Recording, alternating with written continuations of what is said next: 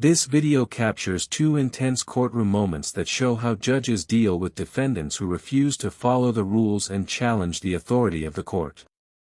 From bold interruptions to wild legal claims, these real-life hearings reveal what happens when respect for the justice system completely breaks down. In the first case, a man accused of domestic violence repeatedly claims the court has no power over him. He uses strange legal arguments, declares himself outside the law, and constantly interrupts the judge. No matter how calm and clear the judge remains, the defendant continues to disrupt the hearing, even threatening lawsuits and refusing to cooperate. This moment shows just how difficult it can be for judges to maintain control when someone is determined to ignore the rules. In the second case, a young defendant arrives late to court and speaks casually, showing little respect for the seriousness of the situation. Instead of just punishing him, the judge gives real-life advice about education, employment, and personal responsibility. It's a powerful reminder that courtrooms are not just about punishment, they're also about guidance, accountability, and second chances. Together, these two cases reveal a deeper truth. The courtroom is a place where actions have consequences, and respect is not optional. Whether through firm authority or honest advice, these judges show what it takes to uphold the law when faced with defiance. Watch till the end to see how justice, discipline, and reality collide in these unforgettable courtroom moments. Mr. Goodman asked me to tell you that the prosecutor in this case has no power of attorney over him. He's an Israelite. There's no grounds under the bar code this matter should be dismissed. I believe he may want to represent himself. You may ask for some clarification if you talk to Mr. Goodman, but that's what he told me to tell you. Thank you. Mr. Goodman, are you requesting that you represent yourself on this matter? You're muted, Mr. Goodman. What I'm saying is, nobody has power of attorney law over me through the barcode. I'm the beneficiary. My name is not those capital letters, so I'm an Israelite from the 12 tribes. So what I'm saying is I'm representing myself. That's all that needs to be said, because that's what the law is. I got common law jurisdiction. It's a non-violent crime. So I push for it to be dismissed under the barcode. It's not going to be dismissed today. So simple question. Are you representing yourself from this point forward? Yes or no? Yes, I'm counseling myself. All right, Mr. Bowditch, you're out. Thank you. Thank you, Your Honor. I said, are you planning on filing a motion, or would you like to set this case for trial? I'm planning on filing a motion to dismissal because there's no grounds or no standing over my case, because nobody has power of attorney law to hear me, to even take this process even further. You got to prove that first. You got to prove that you got power of attorney law over me to hear this matter. Okay, I'm an Israelite. But you don't know what you're talking about. I do know what I'm talking about. You don't have power of attorney law. The prosecutor don't have power of attorney law. You don't have power of attorney law. It's under the barcode. Mr. Goodman, please do not interrupt me. I'm trying to be polite. Okay, it's under the barcode, though. This is what you signed up to do. You're a public servant. So right, unless you are a price on a can of beans, we don't need a barcode. Yes, I am. I'm a human being. I'm not a deity. I'm a human being. I'm a living man. I'm a living being. I'm not no cargo. I'm not none of that. It's under the barcode. Okay. This is the real law. Come here. You have no standing or no ground. Mr. Goodman, I'm going to give you a date for your motion. I'm only here to threaten cohesion. Pardon me? I want all my rights intact to me at all times. I can't understand what you're saying. I think you're too close to your mic. I want all my rights intact to me at all times. Do you agree? I can't understand you, so no, I don't agree. I hear you're something okay, all the time. I want all my rights intact to me at all times. I want all my rights intact to me at all times. All right, I can't understand you. Right, okay. Are you still living on border? Are you still living on border? Mr. Goodman, are you still living on border? Ashley, keep yourself muted, please. Your child keeps crying. Thank you. No, I live somewhere else. I moved. All right. Can you give me that address, please? I stay at hotel rooms from time to time because I don't have no house right now. So I've been staying in hotel rooms. Geographically, where are you at today? Detroit, Michigan. All right. So my next pretrial date is when, Heather? It is March 8th. All right. So Mr. Goodman, I'm going to give you a date on March 8th to file a motion. You file a motion, we'll hear it on March 8th. That's going to be in person. Motion for dismissal? Whatever you want to file a motion. You said you wanted to file a motion. So I'm giving you a hearing date for your motion. What time? We'll schedule that at 10 a.m. and this is going to be live. No Zoom. All right. I'm having trouble All right. I with want all my rights and text me all the time. Pardon I'm me? only here to threaten confusion. I just want all my rights and text me all the times. And everybody just got to prove that they got power of attorney law. You got to slow down because you're talking so fast I can't understand you. I keep hearing all time, but that's all I'm getting. Okay, what I'm saying is for the dismissal, I'm about to put it in today. You got to prove that you got power of attorney law over me. I'm going to have to sue the courthouse for 100-fold. Mr. Goodman, I don't have to prove a damn thing to you, sir. If you're here on the you got to prove listen to your motion. You got to prove that you got power of attorney law over me. You don't have power. I don't care what you're talking about. Attorney over you, Mr. Goodman. Yes, you do. You need power of attorney law to talk to me. You ain't got no ground. You ain't no standing. You ain't got no ground to understand it. I got the affidavit of truth right here. I got authenticate birth certificate. I got a letter of intent over here right now. I broke all my contracts with the government. I'm not those capital letters. I'm with the 12 tribes of Israel. My name is Israel. I'm an Israelite. I'm with the 12 tribes of Israel. You don't got no power of attorney law over me. All right. And Mr. Goodman, can you hear us okay? Yes, sir. All right. And Ms. Murphy, what are we doing on these files? Judge, it's my understanding that Mr. Goodman has an appointment at the Forensic Center on January 31st. As Your Honor knows, he has pending cases in Frank Murphy. He went before Judge Michael Callahan yesterday. He was, his bond was reinstated with a tether. I believe Your Honor has put a 250, 10% bond on Mr. Goodman. You know, Your Honor, that I'm going to ask you to reduce that bond to something affordable. All right, so I've got two files. One file's got that 250, 10% with a GPS tether. That would be the February 5, 2022 incident date. And then the other file, which is the misdemeanor file from May 10, 2019, he's just on a personal on that one with a GPS tether. Right, and you know, Your Honor, that I don't represent him on the DV. Right. But he finally does have a date for a forensic exam? Yes, Judge. Okay. All right. So you just want to adjourn the PCC? Yes, Judge. And ask for a reduction in bond. Thank you. And Mr.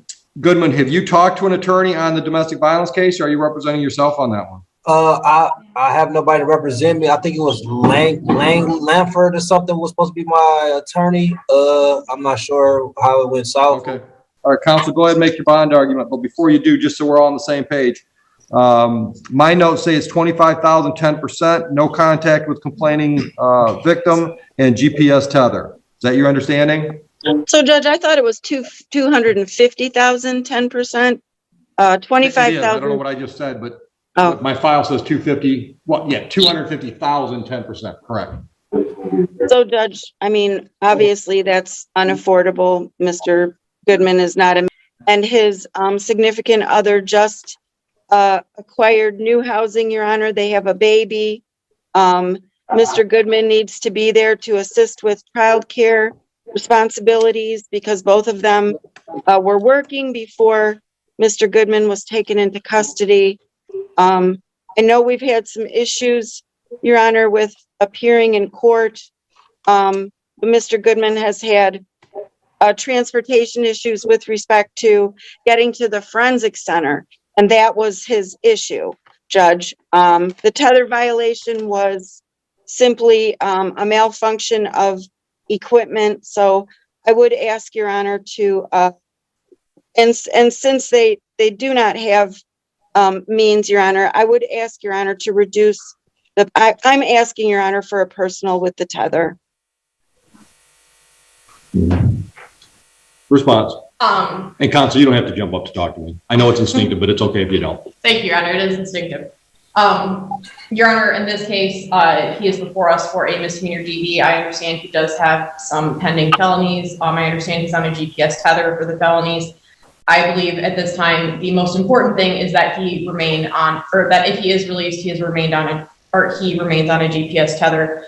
So in this case, I would not object to a personal bond. All right.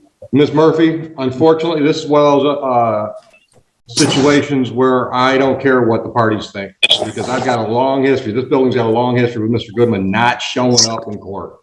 So I set the bond for that reason. I really don't got an excuse besides I got insomnia. I'm sorry, what? I really don't got an excuse, but I got insomnia. He overslept, Judge. Yeah. That's what he's saying. All right. So here's the thing. You need to be on time for court. Otherwise, you know what's going to end up happening? Whether you're 20 or 18, guess what? We'll make sure that you come on time. If you're not on time, we'll know where you are. You know how we'll know that? Got my address. I'm sorry, what? I said, y'all got my address. No, because you'll be in Orange and we'll bring you over from the jail. You understand? Yes, ma'am. How far did you go in school? In school? Yes. To 10th grade. All right. Why did you only go to the 10th grade? I dropped out Why? because there was like a lot of drama. All right. So let me explain to you about drama. Drama is you coming before the court and not addressing the court properly. Drama is using slang and not proper English coming before the court. So my advice is you probably want to get your GED so that you can get a job, because now it is hard to get good employment without at least a high school diploma. And even if you have a high school diploma, it's still hard. Guess what? People who go to college, and I'm not talking to people who go to college and they're getting a degree in philosophy, finding a job. I mean, people who are going to college, getting a degree in engineering, biology, they're all having a hard time finding employment. So you come along and you don't even have a 10th grade education and you're trying to get employment, it does not look good. You understand? Yes, ma'am. Are you employed? I was employed. So that's a no, right? You're not working? No, ma'am. So that means that your mom or somebody is supporting you, right? Yes, ma'am. So when you come back here on the 27th, you're going to come on time and you're going to address the court properly. You understand? Yes, ma'am. All right. Thank you. Thank you, Judge. We have an excuse? Yes. Once you sign the reset form. This video captures two powerful courtroom moments that reveal how judges handle disruptive defendants and restore order when chaos threatens the justice system. What begins as routine court business quickly turns into tense, dramatic confrontations that expose the mindset of people who believe the law does not apply to them, and the calm, unshakable authority of judges who refuse to let the courtroom descend into disorder. The first case opens with a defendant who immediately challenges the court's authority. Instead of responding to basic questions, he launches into a stream of legal-sounding claims, insisting the court has no jurisdiction over him. He identifies himself as separate from the legal system, declaring that he does not recognize the authority of the judge, the court, or even the laws of the state. From the very beginning, it becomes clear that this hearing will not follow a normal path. The judge listens patiently, allowing the defendant to speak, but it quickly becomes obvious that the man is not interested in resolving his case. He interrupts repeatedly, talks over the judge, and refuses to answer direct questions.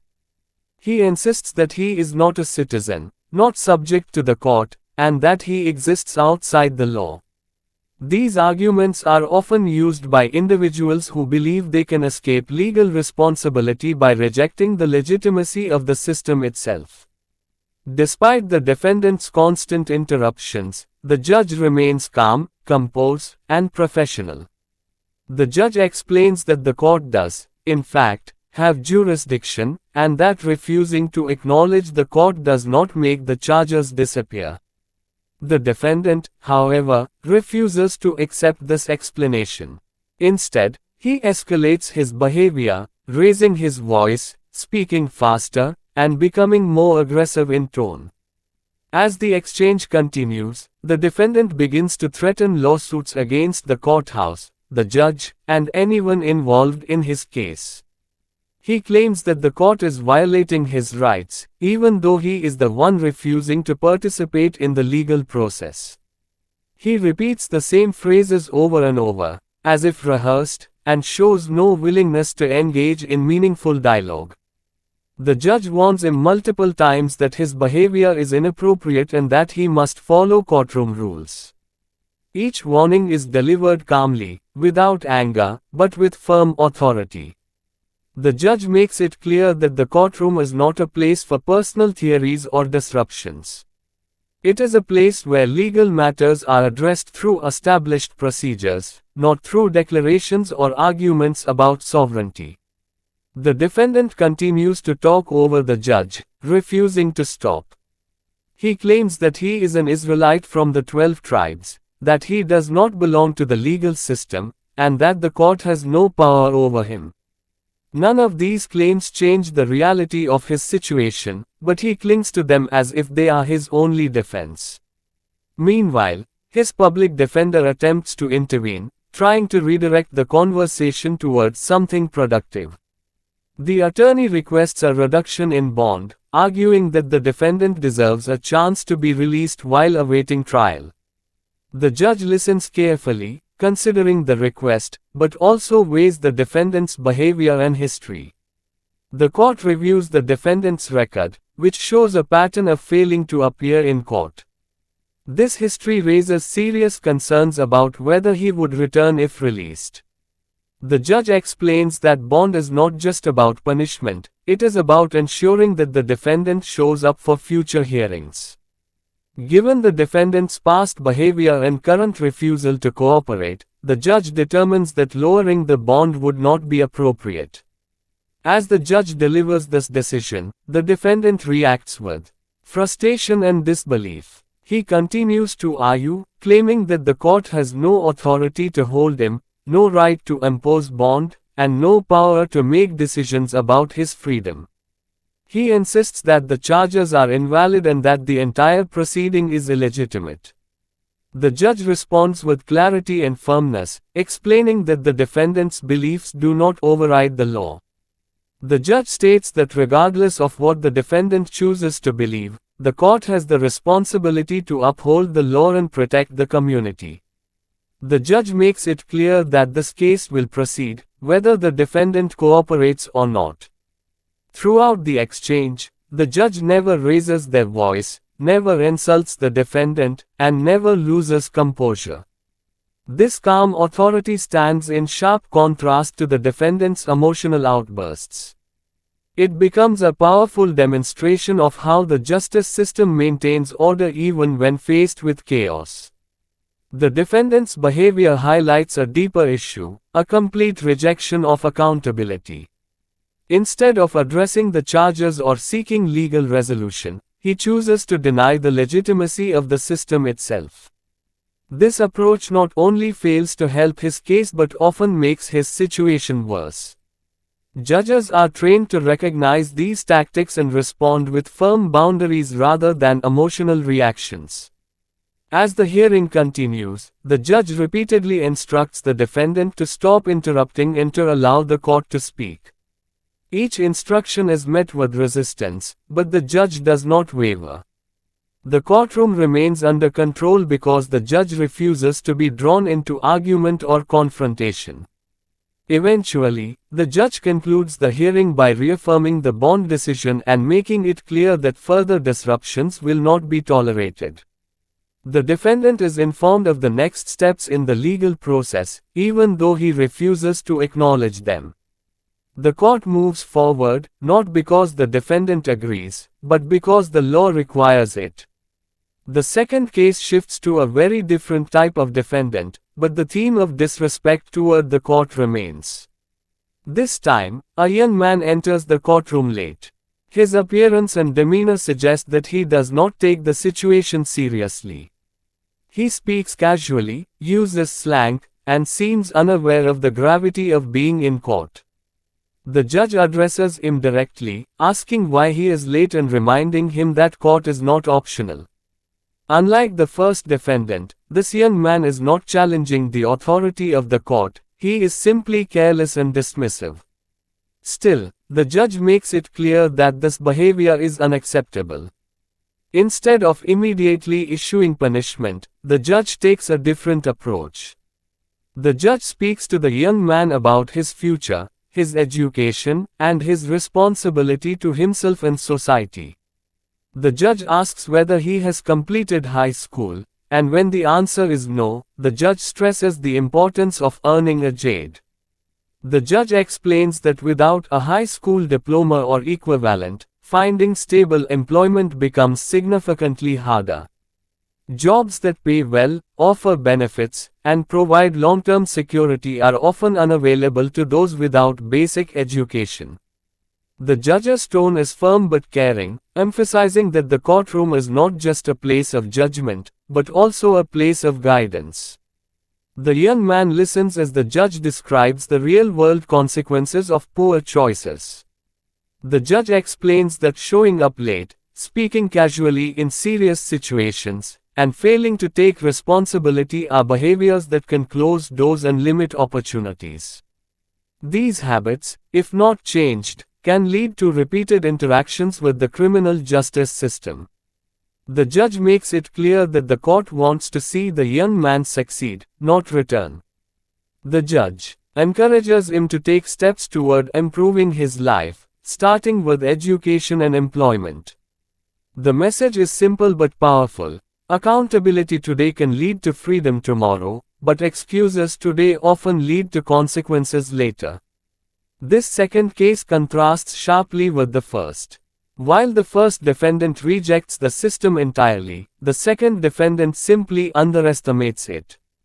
One denies responsibility, the other avoids it. In both situations, the judge steps in as a voice of authority, discipline, and reality. Together, these two courtroom moments reveal how judges must adapt their approach depending on the individual standing before them. Some require firm boundaries and unwavering authority. Others need guidance, direction, and a wake-up call about the consequences of their choices. The video also highlights a growing challenge within the legal system, individuals who believe they can escape the law by rejecting its legitimacy. These beliefs are often fueled by misinformation, online communities, and a misunderstanding of how the legal system works. Judges are trained to recognize these arguments and respond with clarity rather than emotion. When someone refuses to recognize the court does not argue philosophy, it enforces procedure. The law does not require belief to function. It requires compliance. This principle is at the heart of the justice system and is demonstrated clearly in the first case. At the same time, the second case reminds viewer that not every defendant is acting out of defiance. Some are simply lost, immature, or unaware of the consequences of their actions. In those moments, a judge's words can carry more impact than any sentence or fine. Both cases show that respect for the court is not just about politeness, it is about recognizing that the justice system exists to maintain order, protect the community, and provide structure for resolving conflict. When that respect is missing, chaos threatens to take its place.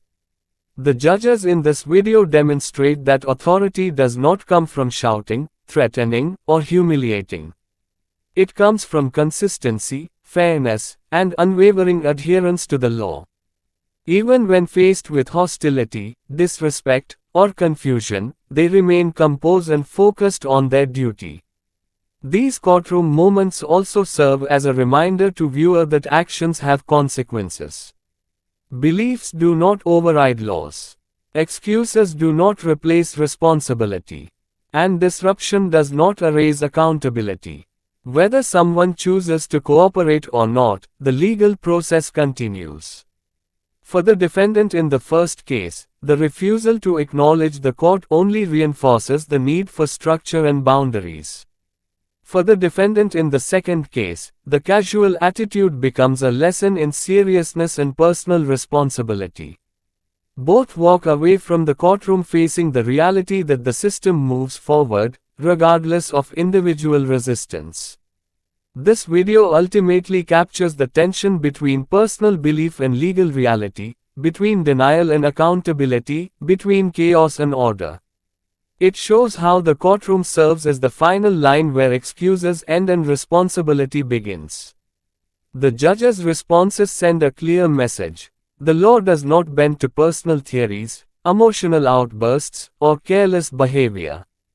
It stands firm, not to punish without reason, but to protect society and uphold justice. These moments remind us that the courtroom is not just a stage for drama. It is a place where real lives are affected, real consequences are determined, and real lessons are learned. Whether through firm authority or thoughtful guidance, the role of the judge remains the same, to ensure that justice is carried out with fairness, clarity, and unwavering resolve. This video is not just about two defendants. It is about the power of the legal system to maintain order in the face of defiance, confusion, and disrespect. It is about the importance of accountability, the necessity of structure, and the reality that the law applies to everyone, no matter what they believe, how they speak, or how loudly they argue.